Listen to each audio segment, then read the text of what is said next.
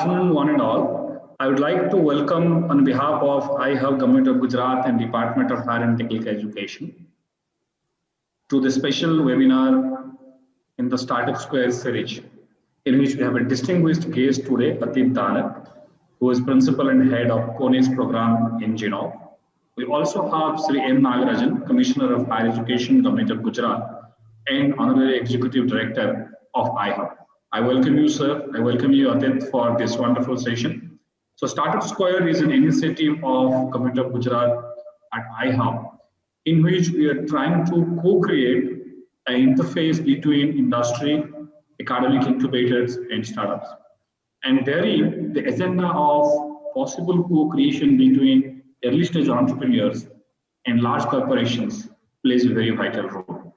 And that's why we have today to have a dialogue with you, to discuss with you what have been the precedents of industry startup co-creation in India, in the global ecosystem, and how in the Gujarat startup ecosystem, we can take clue of them and take things forward. Having said that, I would now like to welcome Sri M. Nagarajan, Commissioner of Higher Education, Government of Gujarat, to give the welcome address. Thank you, Hiranmay. It's a very wonderful session being organized today, and we have a very eminent guest to speak to us on co-creation and co-innovation with startups. iHub's journey was accelerated during this pandemic, where we started reaching out to our early stage innovators who are in the pre-incubation stage in the colleges to get them engaged in the throughout the pandemic period with the 100 webinar startup webinar series. And going by the tremendous response that we got from the students, and also it catalyzed the Gujarat startup ecosystem into a connected wave. And to take it forward, we are facilitating under the student startup and innovation policy. The ideas of students are getting funded, and then products and prototypes are made, and then we are even supporting them to reach to the market. We are at iHub is the state level nodal agency to convene and activate this entire mind to market journey across all the institutions and build the collaboration between the academia and industry, especially in the student startup and innovation space. What is the impact of this policy is that this is bringing down the median age of entrepreneurship for the students from anywhere from 20 to 23 to 17 or 18. So that right from the college itself, the student is able to work in a sandbox environment supported by his mentors and teachers in in educational environment to work on his ideas. And we all know that being an entrepreneur increases the vision and the confidence and leadership capabilities of our youth. And also we are able to connect the youth to solve the local problems and find local solutions to local problems, which is the crux of Atmanirbhar Bharat. Through SSIP policy, iHub has been successful in creating a very dynamic, inclusive, and connected network across all the institutions through universities and colleges. Now I can confidently say that our presence is available in every taluka, and every village, even a village student can also find a solution and then work on his idea, and we can fund them. I'm glad to share that more than 700 patents have been filed across the 3,000 and odd ideas that have been funded so far, and almost 270 patents have been confirmed. All this was possible because we could create a very inclusive and diversified ecosystem. Taking this journey further, now we need to work on problems of the industry. Problems of the industry from the MSME to the big ones, all the corporates and all that. So to strengthen this program and also connect these young minds to the established industries, we are tying up with various big industrial houses.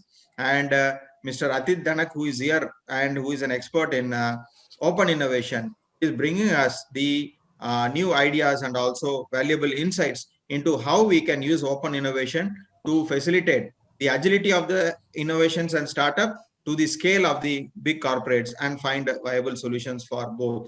And by that way, contribute to this startup journey and the dream of for Startup India.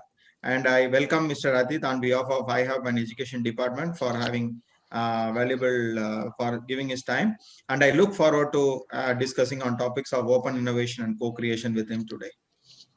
Thank you so much, sir, for this wonderful introduction of iHub and the context of today's program. At this outset, I would like to formally introduce Atit.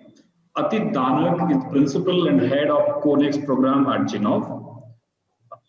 At Genov, he is the head of Genov's open innovation practice called CONEXT.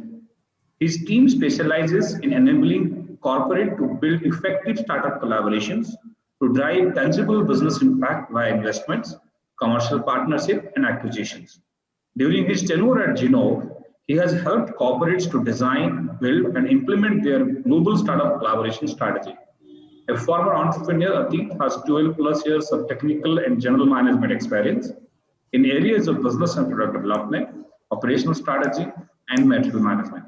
His core work experience has been in the field high on uncertainty, be it in agriculture commodities or long range equity investment or open innovation. Through his career, Atit has worked with entrepreneurs and CXOs across 6 to 7 continents. Prior to Genov, he was director of partnership at Let's Venture, partner at EdVenture, and a curator for Startup Digest, among other roles. He holds a Bachelor of Engineering degree in Electrical Electronics Engineering from Manipal Institute of Technology. Atit is one resource who has strongly worked with industry co-creation of open innovation program, and I'm sure today his experiences and thoughts will enrich us and guide us how industry and startup can co-create. Atit, may I request you to now start the conversation? Thank you so much, Hiranmay. Thank you so much, Mr. Nagarajan, for this opportunity to interact with the Gujarati ecosystem. As somebody who's a Gujarati, I'm super excited to be here. I happen to hail from the village of Umret, and my grandparents used to be based in Baroda, so I have a great connection there. And of course, Gujaratis and entrepreneurship has always been synonymous with each other. The question always, however, remained for me was that how do we now move into a technology world where we are not only known for entrepreneurship, but we are known for entrepreneurship in science and technology. Now, for today's session, as we were working through, what the agenda could be, what we thought was that I'll keep my initial introduction and my initial perspective very simple and short, and we'll keep it more interactive in terms of conversation, so that we're able to focus more in terms of the questions on your mind as listeners, and it's a two-way conversation. Speaking of co-creation and then the point that Mr. Nagarajan spoke about and Hiranmay spoke about, it's pretty interesting. When you look at the innovation ecosystem of a country, you would realize that to convert an idea into business requires a lot of many people. It requires an academia which will nurture the talent. It requires the entrepreneur who will take the risk to build something out. It requires a team who will follow the entrepreneur. It requires a market which is actually waiting for a solution. It requires investors who will support along the way. It requires the policymakers to be extremely efficient. This is what we call as a systems approach in terms of designing the innovation ecosystem in a particular country, geography, or a city which is there. Now, the interesting part here is that globally, the corporate participation in global ecosystems has been increasing steadily. However, in India, it has been a very unique story. This particular interaction from an India perspective started sometime around 2012 when Microsoft set up its first program in the country called Microsoft Accelerator. Incidentally, this program was set up in India at the same time they were setting up a program in US. And what's happened since 2012 is that today we have about 75 plus corporates who are actively working with startups. Not just that, there are a lot more corporates who are working with students with academic institution on the entrepreneurship piece in terms of accelerating innovation journeys for themselves and also for the ecosystem. But all of this given and said, the question becomes is what is it that we can do about it? What does it means? Now, before I get into the specifics of it, I do want to share with you a small story. This is a story of a gentleman called Vikram Sarabhai, who was the founder of ISRO, as we know it, and the man behind a lot of powerful projects in this country, including DRDO. Incidentally, for those of you who don't know, he was the person who identified Dr. Abdul Kalam early in the days of ISRO before Dr. Kalam ended up moving to DRDO for the Agni project. Not just that, Vikram Sarabhai also was a moving force in terms of what Doordarshan is today, what BARC is today. But one of the lesser known facts about him is the fact that not only did he work in this area of physics and chemistry and space and nuclear science, but he was also the backer of the Sarabhai textile mills. One of the first projects that Vikram Sarabhai had done was set up something called as ITRIA. The full form of ITRIA was Ahmedabad Textile Industrial Research Association. Now, this is back in the early 50s and 60s. We had just got our independence. We had a lot of textile mills which were active in Ahmedabad. And what Vikram Sarabhai noticed was that we were lagging behind in technology. ITRIA was set up as an institution which brought in together academia, it brought in together researchers, and it brought in together the textile industry to work on advanced problems of that time. What kind of problems? For example, scheduling the workers, scheduling the maintenance of the machinery, looking at the supply chain of the industry. And what's really interesting is that one of the biggest reasons why Ahmedabad textile industry continued for a longer time compared to other textile centers in India was because of ITRIA. The first set of technology transformation happened through collaboration of the industry with the external research and academia and with the student, or rather not so much the student, I would say at that point in time, but specialists or what would be developers in today's parlance in terms of solution. Now, that being said, somewhere along the way, ITRIA became one of the lesser known things.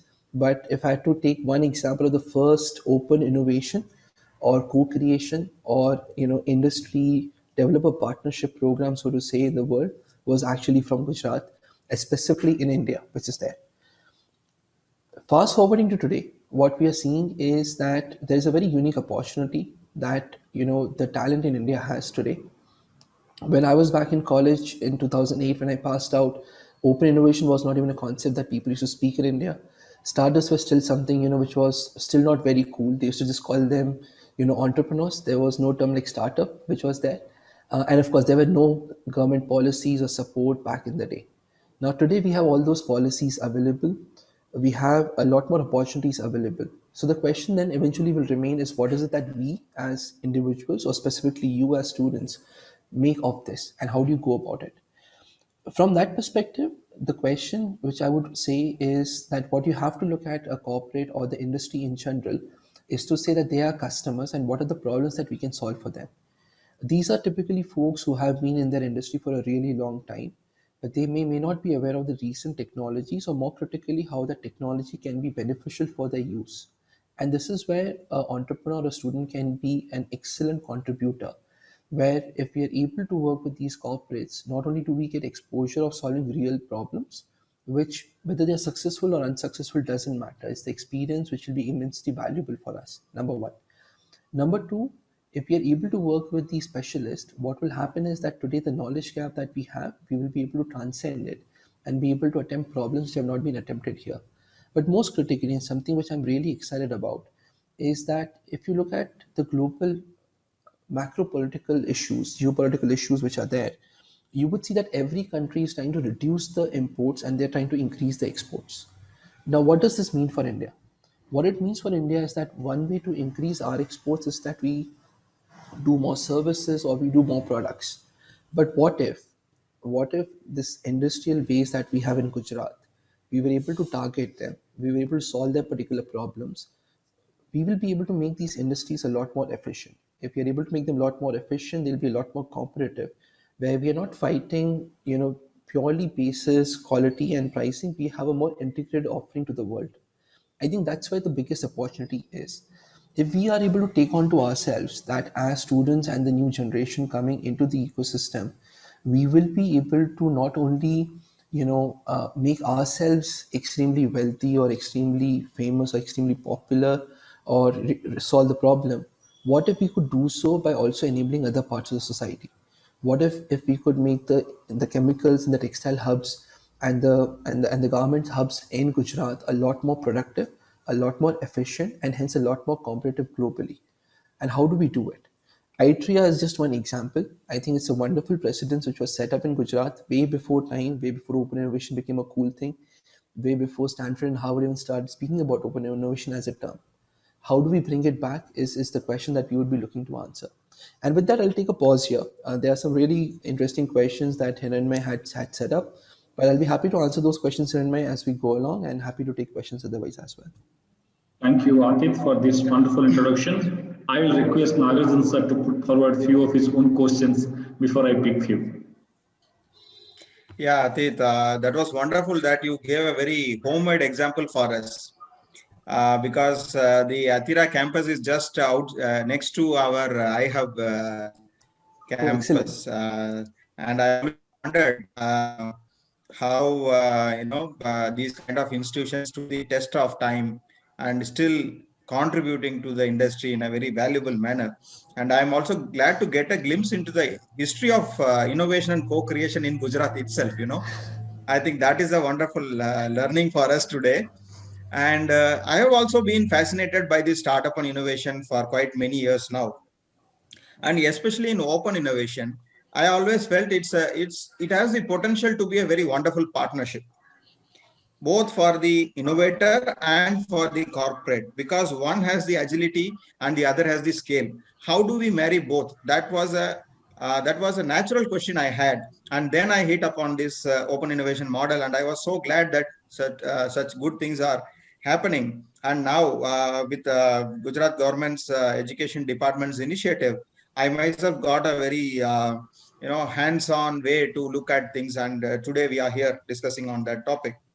So the one of the thing is that what are the different types of models, where these corporates or startups and these kind of co-creation work. I think it's going to be a very veritable Absolutely. offerings available there in terms of models. Absolutely, absolutely, sir. I think that's a great question to start and give perspective on. So, broadly, when we talk about co-creation models, we can break them into three parts. One is build, buy, and partner, right? Which is there. Now, when we talk about buy, that's what we have known about the longest time, which is that a corporate will acquire a startup or it will acquire an idea completely, it buys it off. The newer model is where the corporate will start to make some form of an equity investment into a startup at an early stage. So take for example, Shell today works in India in energy sector, and they work with early stage startups and they give equity investments to those startups. From there, so you have acquisitions, you have investments, and then you have this element of acqui-hiring, which is typically focused on entrepreneurs or their teams who started down on a startup journey. Unfortunately, they were not able to create a viable business. But today, instead of just shutting down the shop and not being able to get any sort of premium for their experience, today what corporates are doing is they are acquiring these teams not for their IP or their technology, but mainly for the team.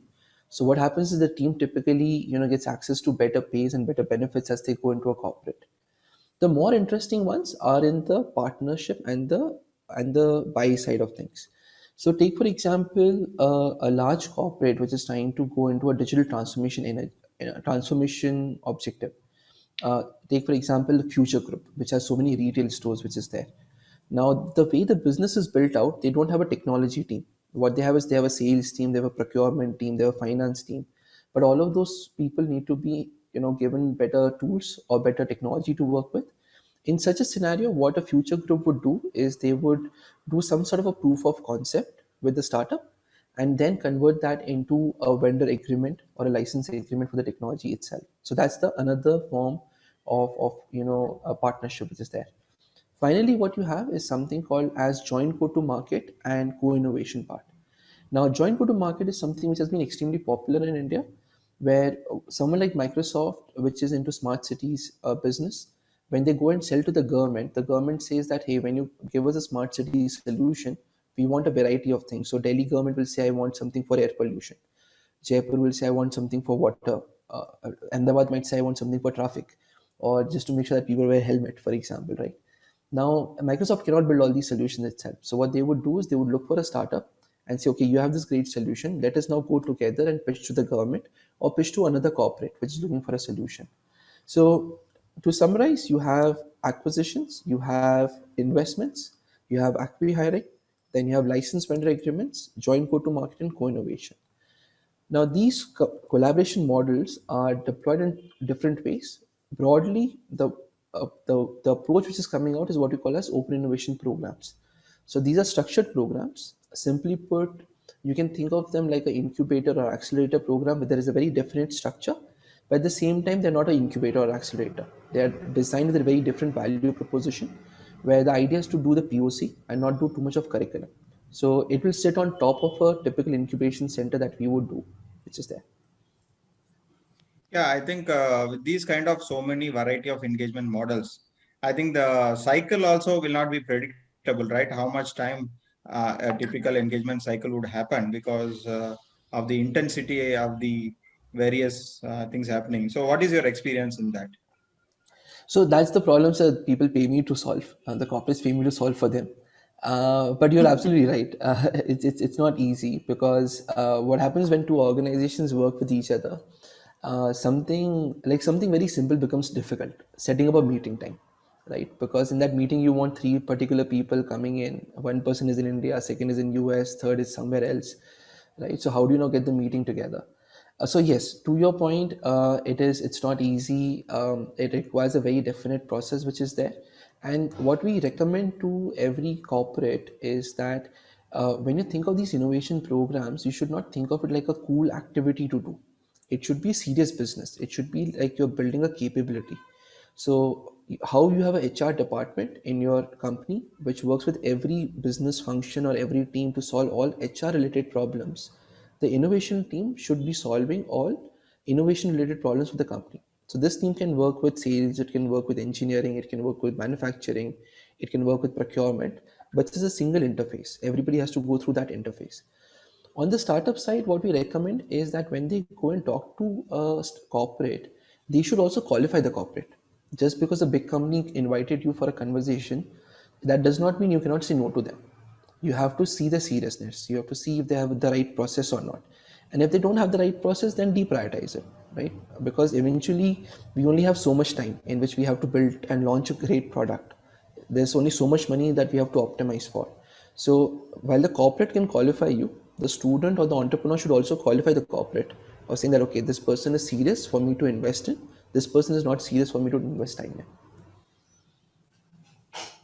Excellent. I think that's a very wonderful idea. Startups sometimes get carried away by big names or this thing, and especially we have student startups who are very vulnerable minds, very young minds, and they should not have any too positive or cozy impression nor very negative impression because they are going to be still coming up. So that is why we believe that this journey of mind to market will enable the students to develop a very mature outlook towards entrepreneurship. So that is why we fund ideas and we are very keen on funding as many ideas as possible. So when we look at this open innovation now, what are the benefits for the startups to co-create with corporates from the startup side? No, absolutely. So I think I like that idea, as you said, in terms of funding the ideas, because I think giving that exposure early on is very, very important for people. Because if they don't try, I think we will not experience what we are talking about, and that experience has different value. To answer your question, I would segment the value for a startup based on the maturity stage. So, for example, if you are a Series B plus funded company, then when you go to a corporate, what you're looking for is revenue. You're looking for market expansion. If you are slightly lower in seed to Series A stage, then what you're looking for is early customers, early adopters, which is there. But if you're at an idea to say pre-seed, seed stage, then what you're looking for is two things. Number one is, can this particular corporate help you accelerate your product journey? Which is to say, are they giving you certain resources which were not available, or to get those resources is too much effort for you?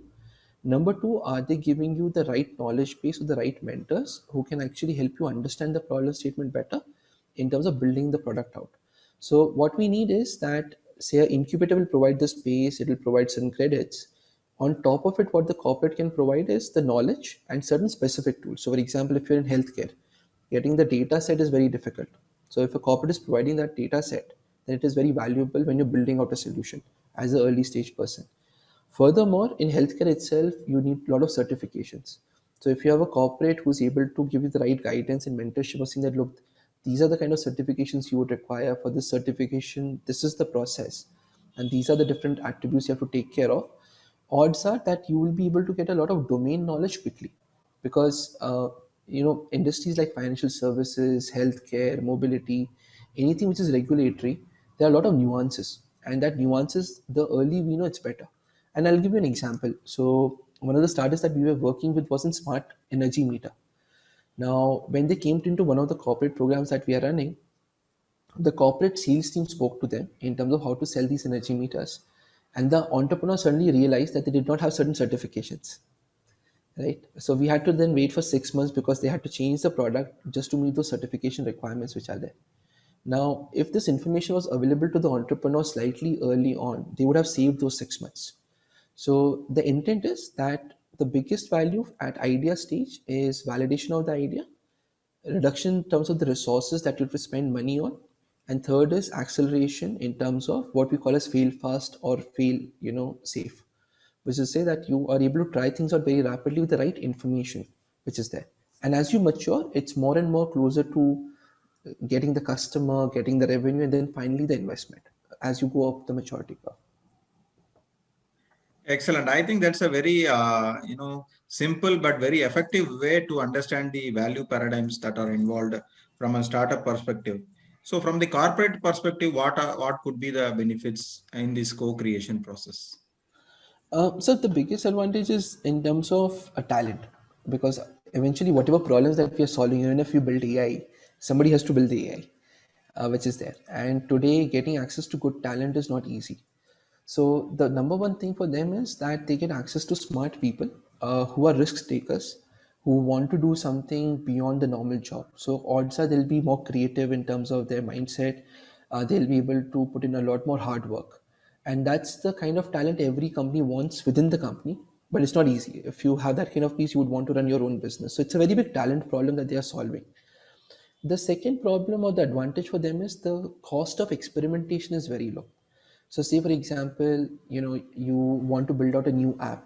If you want to build it as a company, you'll have to first get approval from the board, then you'll have to hire people, then you have to give them time, then they'll build something, then you realize it's not working. If they partner with a startup, they're able to test the idea very quickly at much lower cost and then decide that, okay, how do we now scale it up further? So take for example, there's a company called Zest IoT that Cisco is working with. For building a solution like Zest IoT, which is all about improving the efficiency of the airports, Cisco can build it. They have the engineers, but the time, the talent, and the financial resources required are too high. So for them, it's the pace of experimentation, the cost of experimentation, and finally, and most critically, the access to quality talent and access to great solutions early on. Some of these things can become very big business advantage as you go forward. Just because you deploy the technology before your competition, there's a lot of compounding value that you can gain. Yeah, I think that is one of the prime reasons for the startups to add to their offerings in a very disruptive way without actually disrupting your organization. No, I absolutely, sir. Also, the thing is, this problem is even more bigger with MSME. So today, if you are a MSME, if you are an entrepreneur running a manufacturing facility, keeping good talent is even more difficult because the smartest people want to work for startups or they want to work for large enterprise. And I'm seeing this because I myself come from manufacturing background. My career started in manufacturing. So in MSME, this problem is even more. In SME, it's even bigger problem. So that's where the great opportunity is, where you can unlock so many people by just saying that, okay, this is a better way to execute your business. This is a better way to sort of adopt. So completely with you in terms of the upside is too high. Yeah, right. And so, what do you think about the global landscape for this co-creation, and what is the picture in India, especially the startup corporate co-creation paradigm? India is actually leading in many aspects in terms of co-creation, in terms of the thought process. So, for example, if you we have that session on the 18th where a lot of these corporates will come. But if you look at the thought process, if you look at how they are working with startups, you would notice that Indian corporates, or especially the Indian teams of global corporates, are very contemporary in terms of how they're thinking about working with startups. And I'll give you a few examples. Microsoft Accelerator was started from India and then scaled globally. PayPal Incubator was started from India, then scaled globally. Similarly for Airbus Biz Labs, similarly for Oracle Startup Cloud Accelerator, GE Healthcare Edison X, Cisco Launchpad. Funnily, all these programs were started in India and then they have gone global. Uh, right. So in that sense, India is very contemporary from an interaction perspective.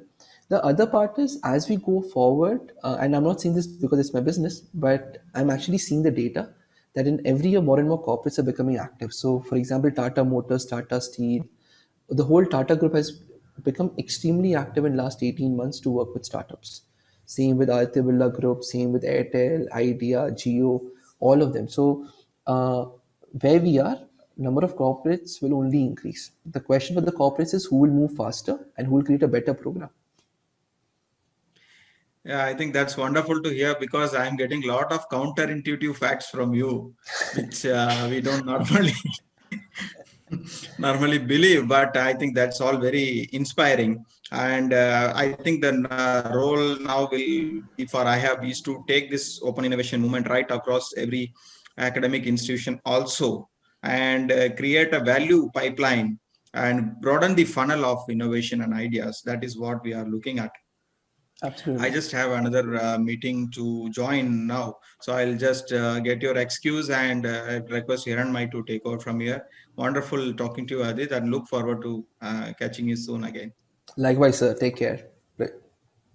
Thank you Thank so much, you. sir, Bye. for this wonderful conversation started. Atit, would you little bit like to highlight about Genome and what it does in the interest of the audience? No, thank you so much, Henmai. So, for all those out there, Zinnov is a 19-year-old global strategy and management consulting firm. We are an Indian company with offices in US, in France, and in Japan.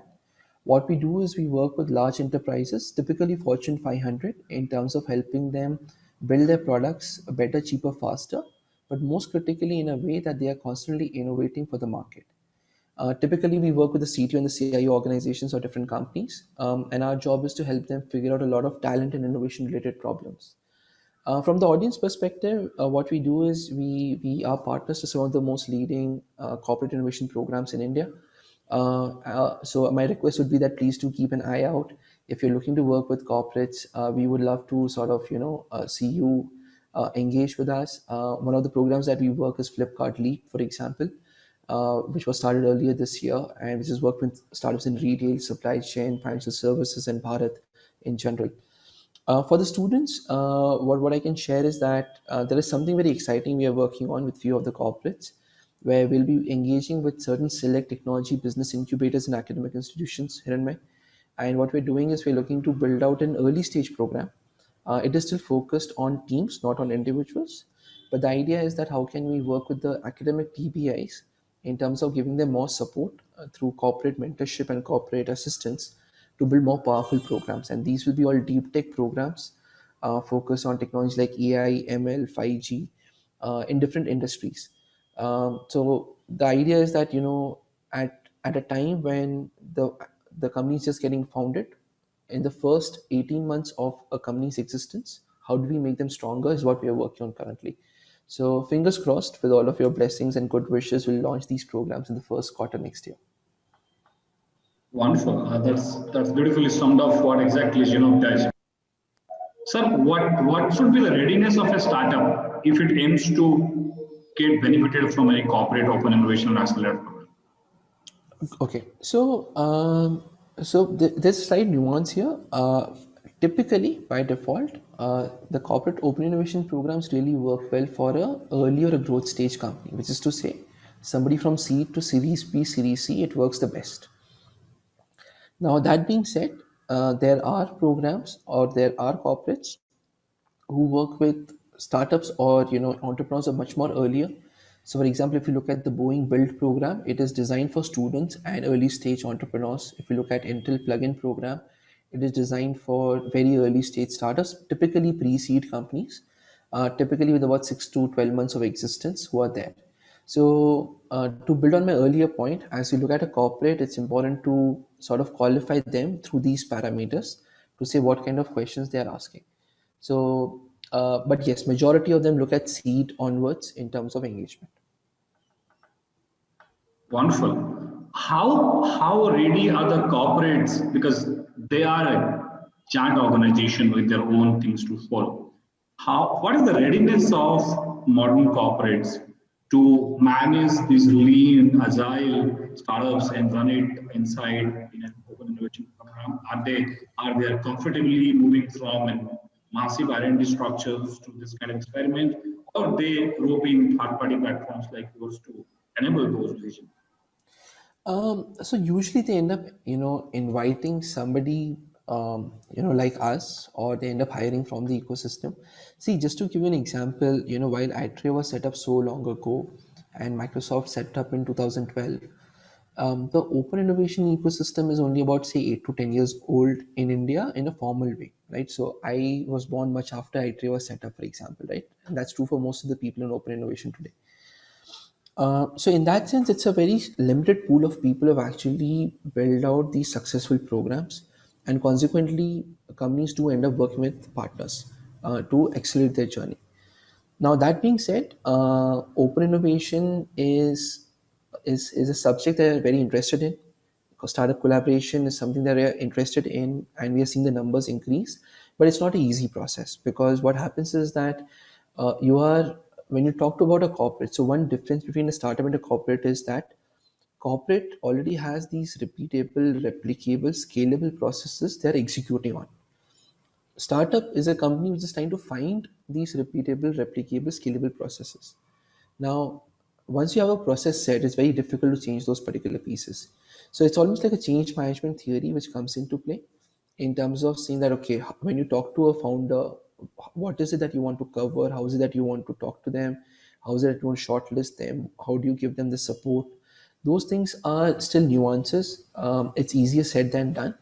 So if I had to just summarize your question there, Hiranmay, is that uh, in terms of readiness level, in like if on a score of 100, maybe we are at 10 to 15. But that pace is growing very fast. More and more corporates are getting involved. They're talking to each other. They're learning from each other as to how to work with startups. So what we have achieved in 10 years, in next 5 years, we'll achieve something similar or even more from a corporate perspective. The only concern which I have personally is that right now most of the corporate programs in India are run by global MNCs.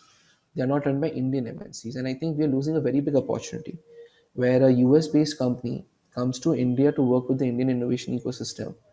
Unfortunately, the Indian corporate goes to Silicon Valley to invest in startups. So something is missing there. I think that faith, that trust is required. That action is required, and I think you saw what Geo has done in the startup ecosystem. They started their journey 5 years ago, but in the last 2 years they've acquired so many companies. They've invested in so many companies. But then Geo is a rare example. I think there's a lot more Indian companies can do. 2020 has been a good year in that particular sense, but I think we have a lot of headroom in terms of accelerating the participation of Indian corporates. Wonderful. I think you nicely explained the psyche of how the scale and execution matters and how do you really fit these lean organizations in-house. So when this open innovation happens, could you little bit throw a light about what typically it looks like the open innovation program in a corporate? At what point a startup can enter and at what point they can leverage the value?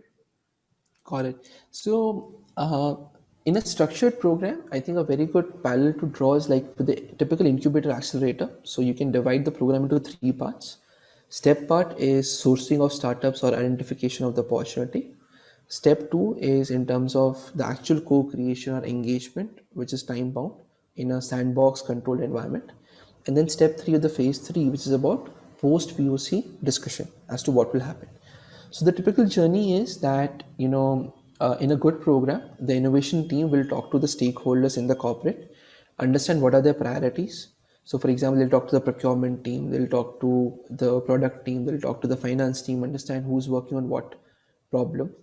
They identify these problems and then they go to scout for startups.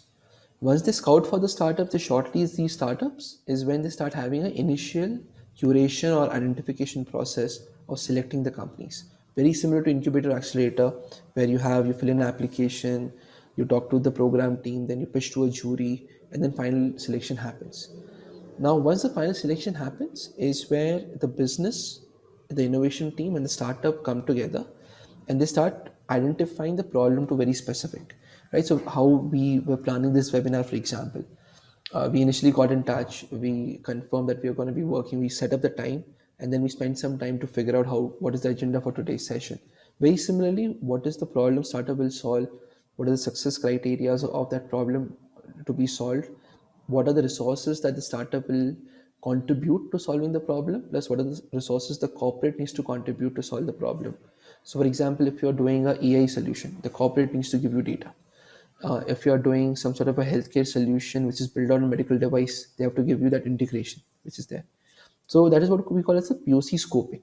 When the POC scoping happens, then it's classic execution, and eventually what you have is you have a stage gate where the business, the innovation team, the corporate leadership comes in to review what the outcome is, and then they decide that, okay, let us sign a license agreement or a vendor agreement, or let us take the startup to our customers. Those things will start to happen basis what that POC and the original objective is. From a corporate perspective, the only thing I would like to add here is that um, successful programs have a very specific objective. They say that either we want to do a license or vendor agreement, or we want to do investment, or we want to do joint go to market. We cannot say that we want to do acqui-hiring also and investment also and then build one program, because investment is in a fast growing company, acqui-hiring is for a slow growing company. You can't put them in the same program which is there, right? So that objective is very important for a corporate to define and then design that particular program. And if you're an entrepreneur as a student, odds are you'll be able to understand very clearly that how serious is the company in terms of what they want, but basis the questions that they ask, basis the feedback they give you, and how they give you that feedback. If they keep pushing out the meeting regularly, or if they say I'll talk to you after 3 weeks or 4 weeks, odds are it's not really urgent for them, or it's not something you should bet too much on. Wonderful. I think you brilliantly explained, lucidly highlighted how the system works. Sir, we think that SMEs also, progressive SMEs of this country can also play a very critical role, particularly in Gujarat. We have a huge pool of progressive small and medium enterprises who compete with global economies like China, Korea, and others. Do you think there is also a possibility of startup and SME co-creation? Absolutely. I think I also feel this is where the academic institution and the centers like iHub can play a very big role. I think I would say if you look at the ITRIA model back in the day, they basically brought a lot of textile mills together, right? And they looked at what is the common problem across all those mills and solved for that, which was there, right? They almost became like a consulting or for all these pieces. So I absolutely believe that there is a huge potential for MSMEs to do it. See, eventually, when we want to meet our goals, what we're trying to do is we are trying to get access to the best people and the best tools in terms of growing our business. And this is a wonderful approach to solve both those problems. Instead of trying to say that I'll do everything myself, what if we can just listen to what others have done, learn faster? One of the interesting things about China is that in China, and just to give you a bit of background here in I used to work for an Indian manufacturing company in the first 4 years of my career. And for that company, we used to export to China, right? So I was handling the whole China business there. So we were one of the few people who would manufacture in India and export to China. And we like about 30 to 40% market share in China as a company. That used to be the real make in India. Real make in India, right? And we are like 40% market share in China. But the funny thing was that Indian manufacturers, our competitions, we used to never talk to each other. Whereas in China, two companies in the same industry, they're competing with each other, they used to still talk to each other. I think that is where a slight mindset change might be required. That to say that, okay, together we are a lot more stronger.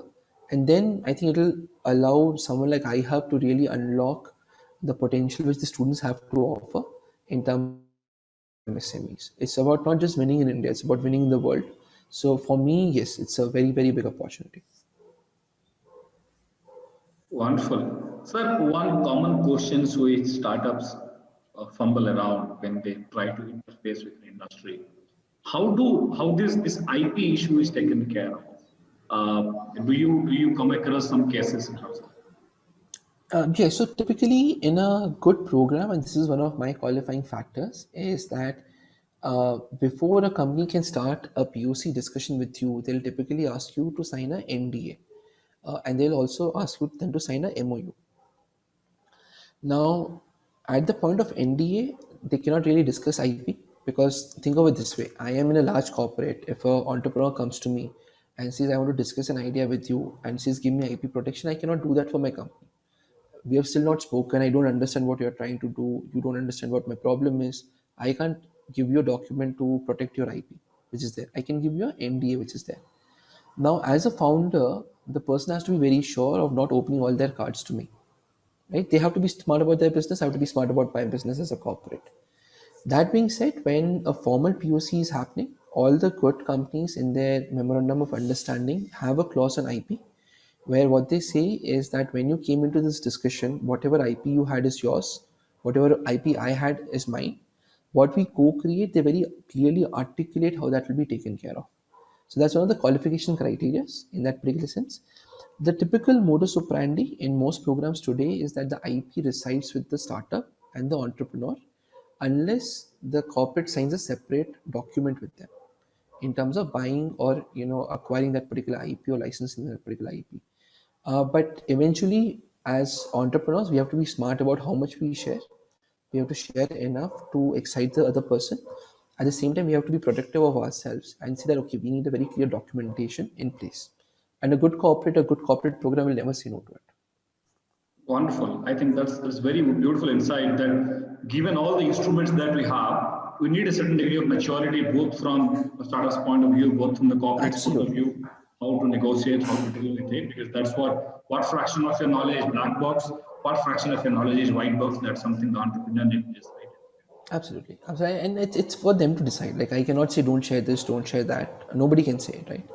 Uh, because nobody understands the business better than the person who's building it. And they need to qualify that risk for themselves. And that is the best way to do it. Because if you don't even talk to a corporate about what you're trying to solve and say, I will not talk without agreement, it's again impossible. You can't keep signing those kind of agreements as a corporate employee that quickly. There has to be a very big reason to sign that agreement. Yeah, wonderful. Sir, as you rightly mentioned, this conversation is going interesting. Would you like to a little bit give a historical view of how corporates moved into open innovation? I mean, it's when it actually started at least in a formal way. Would you like to put some throw light? Which are the companies who took some leadership in? No, absolutely. I think, and pardon me for not remembering the dates exactly. But see, the VC industry, for example, started somewhere in the 1970s in US. The open innovation concept was a concept back in 70s and 80s, but it got formalized in the early 90s as something that the company should do. Now, two things happened there. One is that corporates realized that they were acquiring all these companies after they became big, and they're paying, let's say, $1 billion, right? So somebody said that, hey, why don't we start investing in companies very early? Right now, we give money to a VC, and then VC ends up investing in a startup. So why shouldn't we do it ourselves? So that is where the corporate venture capital industry started to mushroom up. And the corporate said, it's my money, I'll decide where to give, right? So even if I just get part of the company, I'll at least be able to save some money eventually, right? The other part is that M&As, have been infamous for, many, many decades now, where you say that this is the value I'll get because I'll acquire the company, but then it goes, it disappears. And you're not able to really articulate those synergies, which is there. Whereas in equity investments, now you could have portfolio because the same $1 billion, let's say, you can invest in 100 companies or 1,000 companies. Somebody will become successful, will get your return. Your odds are very, very high from success. From here on, around the late 90s and early 2000 is where companies started to realize that some of their teams were partnering with external ecosystems. So the partnership word became very, very popular. And this initial set of partnership was also when they used to say work with the TCS or Infosys. I'm talking about early 90s. That's when the Indian IT industry grew up. So that's when Microsoft was becoming bigger. That's when Intel was becoming bigger, right? And all of them realized that they can't do everything alone. So they need to leverage somebody external. So they initially started with service providers. Then they said, okay, we should work with few service providers very, very closely. Around the same time, this whole startup ecosystem was rising up, right? Before the dot-com boom, which was there. And it is around the dot-com boom is when the corporate innovation really started in terms of saying that I spend $1 billion for acquisition, I spend $100 million for investment, but I can only spend $10 million and work with 2x number of companies if I try to do open innovation mandate. So that is around the time when open innovation really became popular. And it is only around late 2000s, early 2010s is when it became a more formal approach. Now, mind you, that in the US, there were a lot of corporate programs which were set up between 2000 and 2010, and majority of them were shut down. because what they were trying to do there was a very copycat approach. They had not understood the subject really well. But in the 2010 to 2020 window, the corporate programs have been launched. They're a lot more successful, a lot more, mature in terms of their ability and their efficiency in delivering an outcome. Atria, as I said, was one example back in the day. There are a lot of such similar examples across the world, but the formalization happened only starting with 90s with corporate venture capital and with 2000 on the open innovation side. The next decade is what people believe is all about, policy, perseverance, and partnership. So we would need help of people like Mr. Nagarajan in terms of the policy formulations. We would need the entrepreneurs to not give in very quickly in terms of perseverance, but partnership will play a very very big role because it is about how can Indian firms support each other in the global competition. So if you look at Chennai today as an ecosystem, there's a lot of cross partnership and leveraging happening between startup to startup, small startup to big startup, startup to MSME, startup to industry. There's a very nice ecosystem getting built out. So partnership, collaboration, open innovation is the story for the next decade. Wonderful. Sir, you touched upon very important aspects. You say that even public policy has to play a very vital role in bridging this gap. Is there a gap that exists today which need to be immediately addressed? And if so, which are the areas where public systems need to address or incentivize industries so that more and more these kind of interfaces can be? I think there are two things which we may consider. Again, these are just my ideas. See, one is we have to think of policy in a way that we have to think of it very structurally, right? So, for example, today we can give benefits to entrepreneurs, which we are giving, but there'll be a limit to how many benefits you can give, right? What if there was a digital transformation fund, which would be given to few industries, but they have to only deploy that with Indian entrepreneurs and Indian startups? Now, two things will happen. Number one, you'll be able to transform that MSME. Plus, you'll be able to generate new business for entrepreneurs, which is there. All you're doing is you're changing the flow of the money of what the objective is, right? So I would say we have to be creative because as the money flows, if the MSME is doing better, their valuation will go up, their ability to take loans will improve, their ability to repay loans will improve, their ability to be competitive will improve. At the same time, that revenue is going to a starter and they will also be able to gain that valuation. So it is about rethinking how the money flows and then designing the policy accordingly. The second aspect is I think Israel has done very wonderful work in terms of encouraging corporate participation. So there are very specific policies for setting up corporate innovation labs. And this is where the government takes a commitment from the corporate in terms of the investment and also operationalization. So it's not just how much money you will invest. It's about what will be the outcome you will give me after 5 years, right? And they say that I'll invest with you. Why don't you start a team here? Today, why is Bangalore so popular is because all these companies are having their offices here. There are best engineers coming in. For example, the head of Twilio in India is actually a Gujarati, right? And he's building on the product from India. But for Twilio, Bangalore is more attractive destination because there are so many engineers and the ecosystem is here. If we're able to replicate something similar in Gujarat in terms of just corporate innovation labs, I think it'll have a lot of long-term effect. We'll see results not immediately, but in the next decade, it'll provide the right support, the right systems approach to the local innovation ecosystem for us to move forward. So I think there are already very very great policies. They are giving the shapes. What Mr. Nagarajan said, 700 patents, 150, 170 already approved, 3,000 plus ideas which are there. But we need to now help build policies so that in that systems part, these corporates become active, and all the students and entrepreneurs on this call are able to now convert these patents into business, into revenue.